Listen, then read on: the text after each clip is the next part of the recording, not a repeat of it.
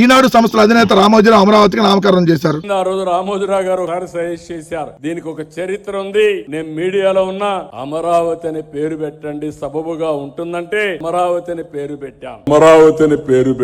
ఆయన పోయాడు కదా, తీసేయండి మరి దాన్ని కూడా. ఆయన నామకరణం చేశాడని అమరావతి పెట్టావా అంటే ఆయన ఏం చెబితే అది చేస్తావా? ఆయన ఈ రాష్ట్రానికి పెట్టినటువంటి పెద్ద దరిద్రం. మళ్ళీ ఇప్పుడు నువ్వు ఆయన చెప్పాడని చేశావు. ఇది జగన్ గారు అంట అప్పుడప్పుడు వచ్చి వెళ్తున్నారంట ఆంధ్రప్రదేశ్ కి. అప్పుడప్పుడు వచ్చే వాళ్ళు తీవ్రవాదులంట. మరి మీరే కదా తీవ్రవాదులు. అప్పుడు మీ ఇల్లు ఎక్కడ ఉంది? జగన్మోహన్ రెడ్డి గారు తాడేపల్లి నుంచి బెంగళూరు వెళ్లి వస్తున్నారు. బెంగళూరు నుంచి తాడేపల్లి వెళ్ళి రావట్లా.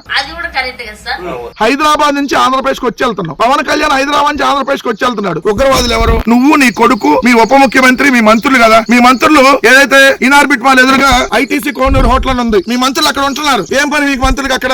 ఐటీసీ కోహ్నూరులో ఆంధ్రప్రదేశ్ కి మంత్రుల ఏమైనా హోటల్స్ కి మంత్రుల వాళ్ళు ఎందుకు ఉంటున్నారు అక్కడ?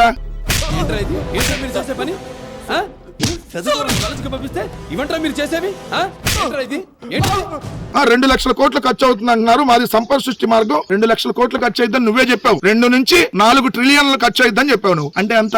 4 లక్షల కోట్లు ఖర్చు అయిద్దని నువ్వే చెప్పావు. Our infrastructure needs, according to him, 2 to 4 trillion. To mobilize 2 to 4 trillion US dollars, there is no problem at all. Only problem trust. ఎవరి సొమ్ము 4 లక్షల కోట్లు? ఆంధ్రప్రదేశ్ ఎక్కువ డబ్బులు ఉన్నాయా? ఓ పక్క జీతాలు ఇచ్చే పరిస్థితి లేదు, ఓ పక్క కొత్తగా ఒక ఉద్యోగం ఇచ్చే పరిస్థితి లేదు, ఫీజు రియంబర్స్మెంట్ ఇవ్వడానికి డబ్బులు లేవు, ఆరోగ్యశ్రీ ఇవ్వడానికి డబ్బులు లేవు. మరి 4 లక్షల కోట్ల అప్పులు తెచ్చి ఎక్కడ రాజధాని కట్టాలి? జగన్మోహన్ రెడ్డి గారు మంచి ప్రతిపాదన చేస్తే దాని విధ్వంసం అంటావా? మళ్ళీ నువ్వే స్టేట్మెంట్ ఇస్తావా? ఆపలది మావిగన్ను సిఆర్డీఏ ఒకటే అని చెప్పి ఇప్పుడు అంటున్నాడు. విజయవాడ, గుంటూరు, మచిలీపట్నం అదే చేస్తున్నాం సిఆర్డీఏ.